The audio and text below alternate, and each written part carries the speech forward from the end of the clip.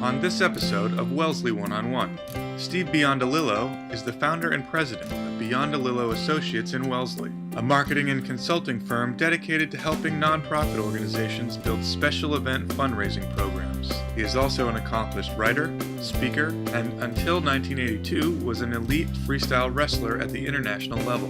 Mary Mazzio is the founder and CEO of the independent film company 50 Eggs, and has written, produced, and directed several award-winning documentaries. Mary is also an attorney and was a rower for the United States in the 1992 Olympics. Mary and Steve are meeting for the first time. This is Wellesley One-on-One.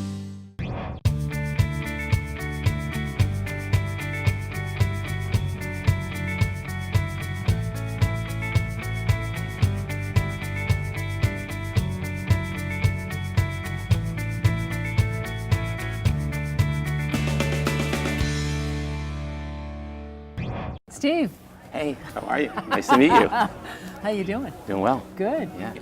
What's new in your business, and what's the most challenging obstacle you're facing right now in your business? That's a great question. The thing that's breaking right now that we're most excited about is we just created a project for Brigham and Women's Hospital and Harvard Medical School called Climb Core. And this is we're positioning as the next wave of service corps in the U.S. And what we're doing, think of it this way, we're deploying our corps member in office buildings, right where people work, big buildings, and we're repurposing every stairwell in America into a fitness venue. We have corps member running clubs, climb clubs. Very good. People. We're going from company to company giving talks and lectures about cardiovascular fitness and wellness. We're also going to run some fundraising events, climathons. Mary, what's going on in your business? Same questions. What are the main activities? No, you got to come up with different questions. No. Main activities. And what's your challenge? What's your biggest challenge? We are wrapping up a new film right now. And so the challenges always will be, what is the distribution plan? How do we get eyeballs onto this piece of media? And that's the challenge for every film project that we do. Actually, there are two main challenges. One is, what does the funding look like? Can you make it on that budget? And then what is your strategy for having people actually see it? Because if it's in the woods and a tree drops and nobody sees it, it's not worth the exercise. Have you selected the next area already? And are you in the middle of production? No, not yet. No, we're wrapping production right now. We're wrapping up our most current film, which is about legendary investor John Templeton. Oh, wow. Yeah, and he was such an interesting person. I mean, people often confuse who he was or what he stood for, but his track record, as you probably know, rivals that of Warren Buffett, rivals that of Peter Lynch. That's right. And he was a contrarian. I mean, he was so honest. Yeah. He apologized to his shareholders if he had a bad quarter, and he was a maverick. Right. I mean, he was in foreign markets long before people used the phrase emerging markets. Right. He was in Vietnam trying to figure out how to repatriate profits decades before anybody else was kind of thinking that way. He was really open-minded, and he was so thrifty. Right. And when questioned about it, he was like, well, I'm saving my money for opportunities. Right. So that I would have dry powder, when the opportunities came around. And he was equally a maverick in his philanthropy. Right. He left his fortune, not to his family, but to solving the big questions of our day. Right. Why are we here? Right. Is there evidence of God? Right. So whether you believe or not, the film is really a fascinating sort of, it's an examination of a really fascinating man. Right. That's how he's on my radar screen. Is the work that he did funding in the spirituality area, in the religion area, in the interconnectedness of business and spirituality and things like that. He's been on my radar screen for years just for that.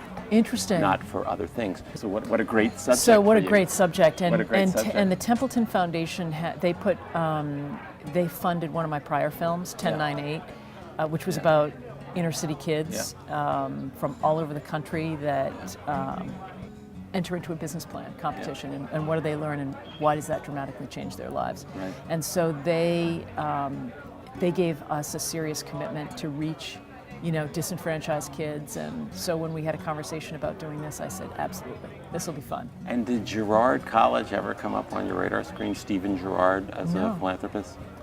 Yeah, Stephen Gerrard died in 1830 and left. He was the United States' first millionaire or multimillionaire. And when he died, he left over $7 million. And he left it in Philadelphia to start an orphanage for poor male orphans.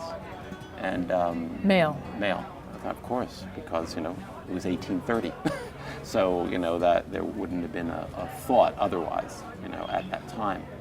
And so in 1848, that school opened, and of course, now here we are in 2012, 164 years later, and that school's raised from soup to nuts 24,000 children, orphans, of girls were let in 1984, after 136 years. Yeah, and then it was now of course there are more women, just sort of demographically, in the school, women, girls, Right. up to the age of 16, 17 years old. And so Templeton's the only other guy kind of like Gerrard, and I think you would be really fascinated to look him up as an historical figure. He's the most important, under-promoted American patriot in history. I've never heard his name. Yeah, you've never heard his name. It's shocking. He was. Their foundation might need a film. Yeah. Well, let me say this. I'm not kidding about that. Yeah. By the way. Do you know those because- people? Oh yeah. I just finished a 6-year term on their board of managers, and I grew up at Gerrard College. I was one of the orphans that grew up there. Yeah. got so it. Okay. yeah. So You're a direct beneficiary of his direct. I went in at largesse. 9 years old and went to university directly What from the happened to your orphanage. parents? Well, my father died when I was 6, and my mother lived for many years, but she decided to give up my brother and I when I was 9 sorry and he about was that. 8.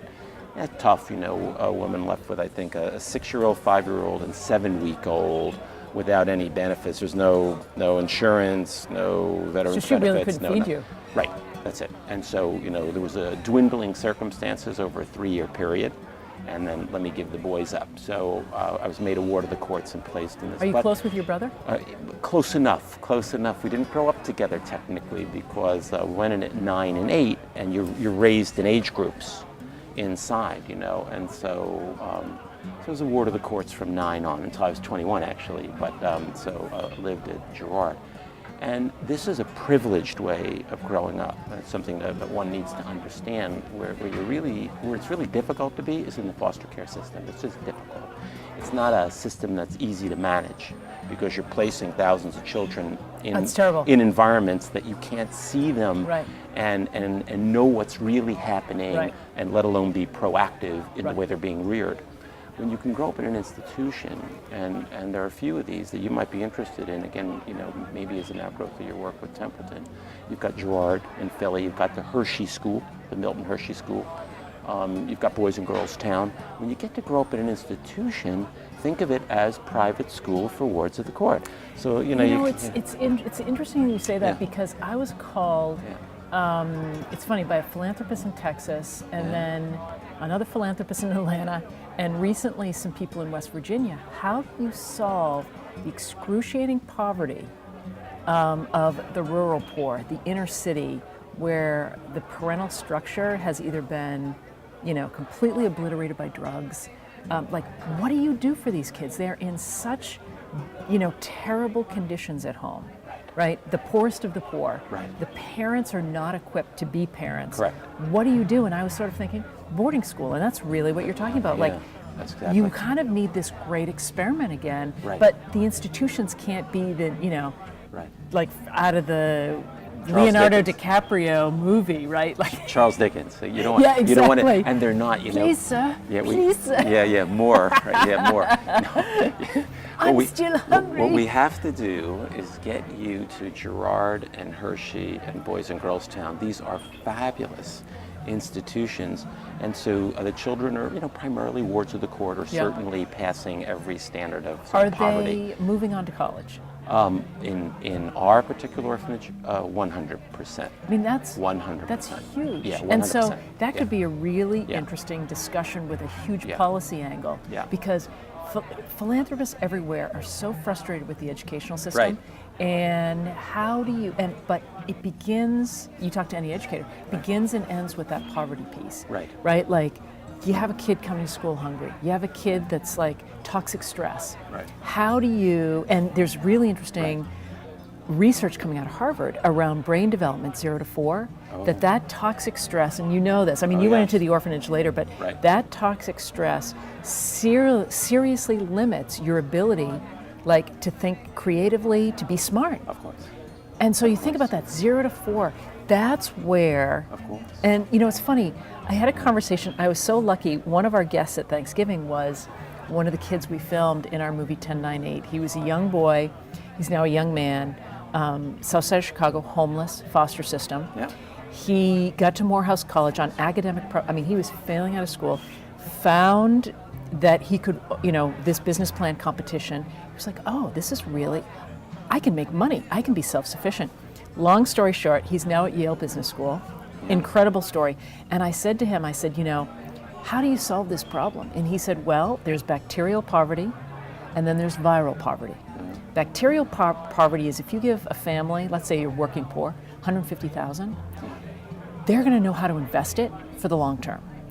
Viral poor, you give somebody that's poor $150,000, it's blown the next day. There is no education, there's no long-term accountability, there's no, I'm sorry, I thought I turned this off. So, so having that, having that is sort of a interesting discussion around orphanages, group homes, whatever you want to call them, but that institutional setting where you're protecting children, you're protecting the next generation. Oh my goodness. Right? I mean, and you get philanthropists involved in a way that makes them, raises them a little bit higher than an institution, almost like a private school, like Belmont Hill. No kidding. Right? And you know, or a Wellesley Public High. I did. With bed and breakfast. You know, let me tell you about the state of philanthropy in the country, though. You know, I did an article in the Wall Street Journal on this very subject a few years back, and basically challenged the great philanthropists in the United States to step forward, take a look at these institutions, and kind of put the money where the mouth is. You know, Gerrard, you know, you think of it in 1830, thinking about the poor. Public school hadn't been invented yet. Think about it. Let's get context here. There wasn't even public school, but you had a man thinking that the greatest threat to our society is actually, as you think about it, disenfranchised males. They tend to create most of the chaos and crime. So he said, I'm going to start, this is even before Horace Mann creates public school education, he says, I'm going to start a school to take all the disenfranchised males in, and then raise them both academically and in careers, like you know, apprentice them. And this has been going on since 1848. 24,000 children. If you multiply, if you did a multiplier on the progeny, this gets like a state. It's going to be like a major state full of people that he changed their futures that could have gone down the wrong path. Are there other famous orphans out there? There are. You know, from my own school. I have 3 living Fortune 500 CEOs, so that's sort of a big deal. Really? Yeah. And then, you know, there are other people. You know, I've got a couple, you know, a few athletes. Certainly, there are tremendous scientists, professors, university presidents, who, in fact, someone local right in town, who's from who grew up in my orphanage, is the film critic for the Boston Globe, who just won the Pulitzer Prize. Who's that? And he grew up, Wellesley Morris. Oh, yeah, of course. Yeah, Wellesley Morris, and you must know him. So he grew up in my orphanage. Wow. And I spent many years there, I'm going to say 7 or 8 years there. And he went on to Yale University and has become a Pulitzer Prize winning film critic. That'd be a good guy for you to know. That is and incredible. He grew up at Gerrard, yeah. Another one, my roommate. That is very cool. My roommate was the deputy mayor of Philadelphia for 7 years. And so we all grew up together in the institution. So a lot of success coming out of this way of growing up. That would be a very cool project. The things you've covered, all we got to do is figure out a funder for you. And surely we have some guys around that you could talk to that, you know, have some wherewithal and some connections. Yes. So that would be good for you to chit-chat with these guys. Yeah. I'd love to open that door for you. Because, very cool. Given what you've done, I'd love to get you down there.